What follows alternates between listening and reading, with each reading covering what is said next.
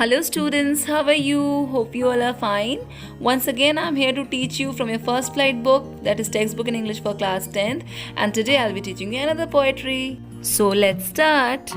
Students, here is the poem that today I'll be teaching you. That's poem number 5 from your first flight book, The Ball Poem, written by John Berryman. Now students, let me tell you about the poet first of all.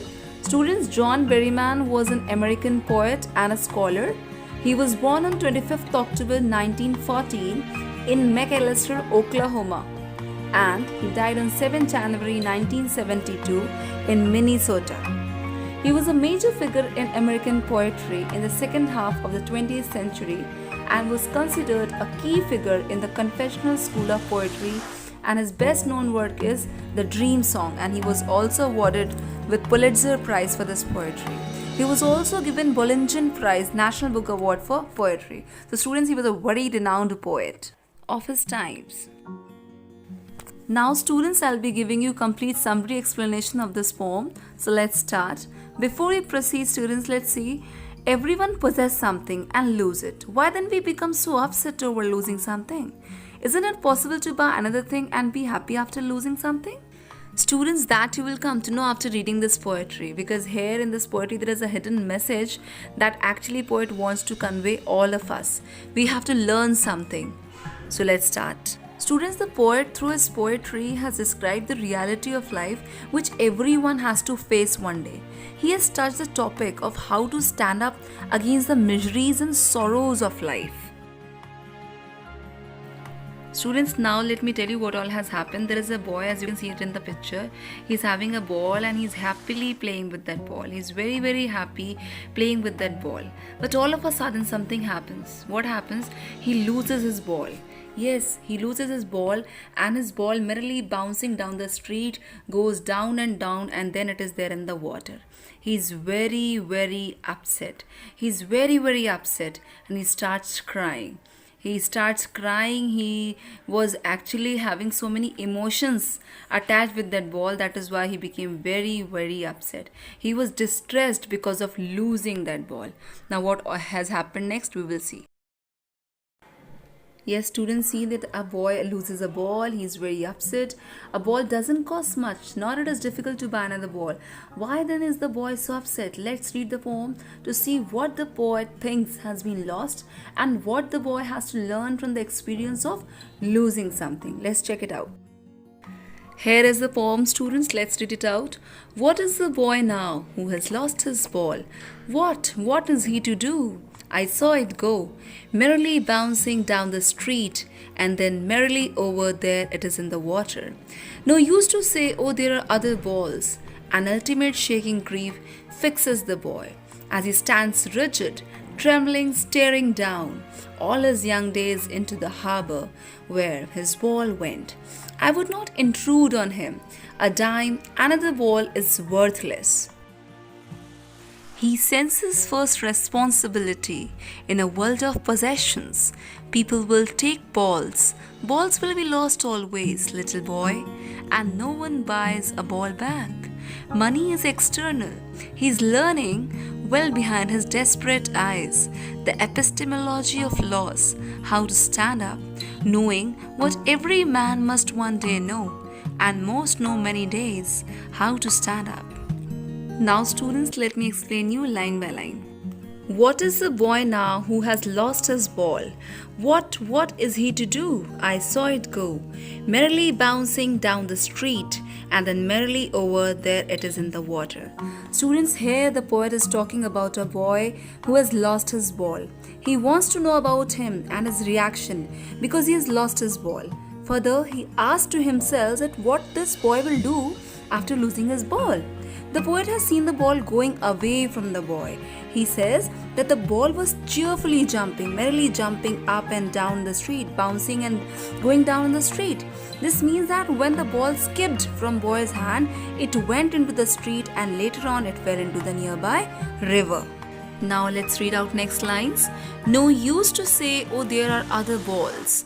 An ultimate shaking grief fixes the boy as he stands rigid, trembling, staring down all his young days into the harbor where his ball went.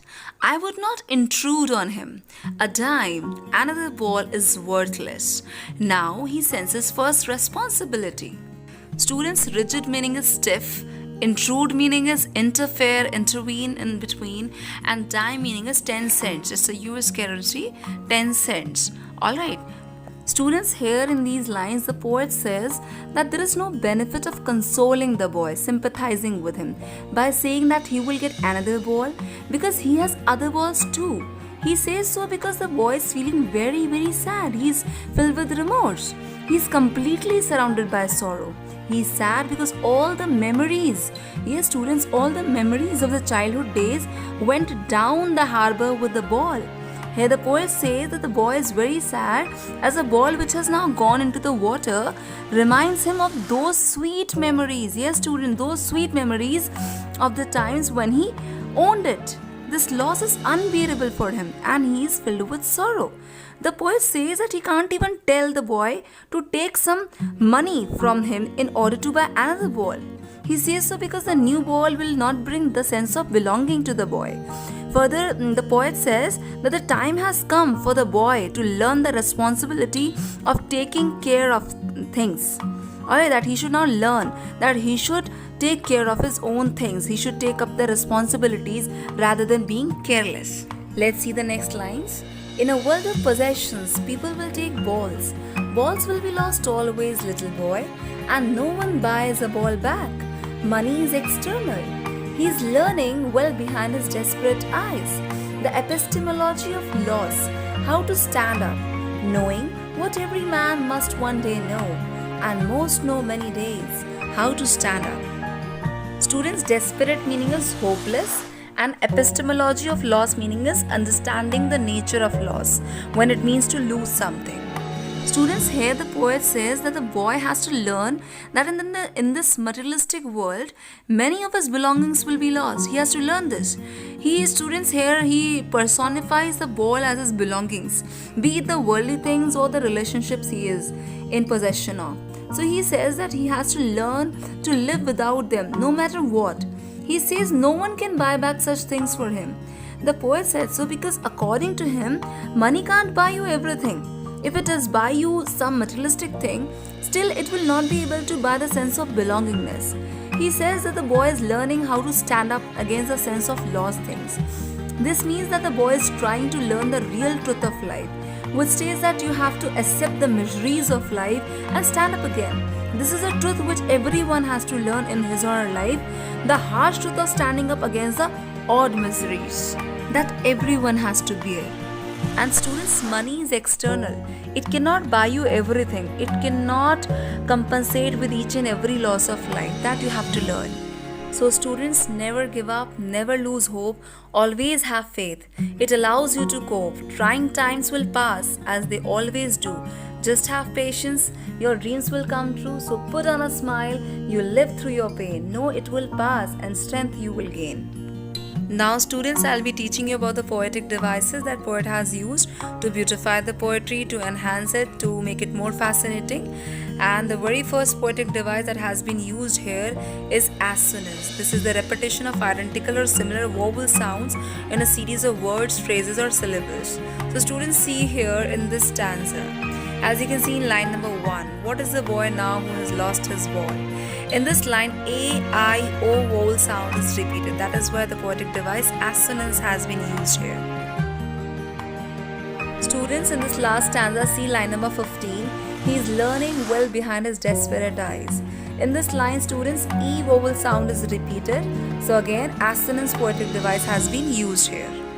Students, next poetic device is anaphora, that is repetition of a word at the start of 2 or more consecutive lines. Alright, so see here students, line 1, 2, 3 and 4. Here what, merrily, merriling. They are repeating. So it's repetition of a word at the start of 2 or more consecutive lines. So the poetic device is anaphora. Hope it is clear to you. Students, next poetic device is imagery, when poet creates a scene in front of the reader. Imagery is used to refer to a descriptive language that evokes sensory experience. As you can see how beautifully the poet has created a scene, that there is a boy playing with the ball. He plays with that ball. All of a sudden he loses that ball, and that ball goes in the water, and that boy becomes very upset. He becomes upset and he starts crying. And then he also tells that money cannot buy everything. Money cannot compensate each and every loss of life. And he has described like this so that he is learning the responsibilities that he has to bear. He has to cope up the problems of the life and get out of that and stand without being panicked. Next poetic device that is used here is metaphor. It is a comparison of two unlike things without using the word like or as. So students, see this stanza, line number 8, all his young days into the harbor. Here students, all his young days have been compared to lost ball. That is why the poetic device metaphor has been used. Next poetic device is students alliteration, that is repetition of consonant sounds at the start of two or more consecutive words. So students, here you can see in this image. Students, in line number 14, B sound is repeating, buy is a ball bag. In line number 17, M sound is repeating, man must. So here the poetic device alliteration has been used. Students, next poetic device is repetition. This is a device in which a word, phrase, line or sentence is repeated for emphasis. As you can see in this stanza, students, here in line number 1 and 2, what is repeated? So their repetition is a poetic device used here. And in the next stanza, see line number 13, balls and balls is repeated. Here again the poetic device repetition has been used. And students, these were the poetic devices used in this poetry. And in this poetry, no rhyming scheme has been used. Poet has not at all used rhyming scheme to bring any musical effect in this poetry, any rhythm in the poetry. Hence, no rhyming scheme has been used. In the nutshell, students, the poet John Berryman in the Paul poem describes the grief of a boy over the loss of his ball. With that loss, he senses his first responsibility in a materialistic world where those whom you love and your worldly possessions will not be with you forever. So you have to be very strong. It takes a lot of courage to push through hard times, but never and ever give up, students. Students, optimism is a faith that leads to achievement.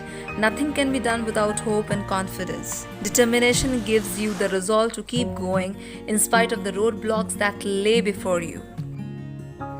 Success means having the courage, the determination, and the will to become the person you believe you are meant to be.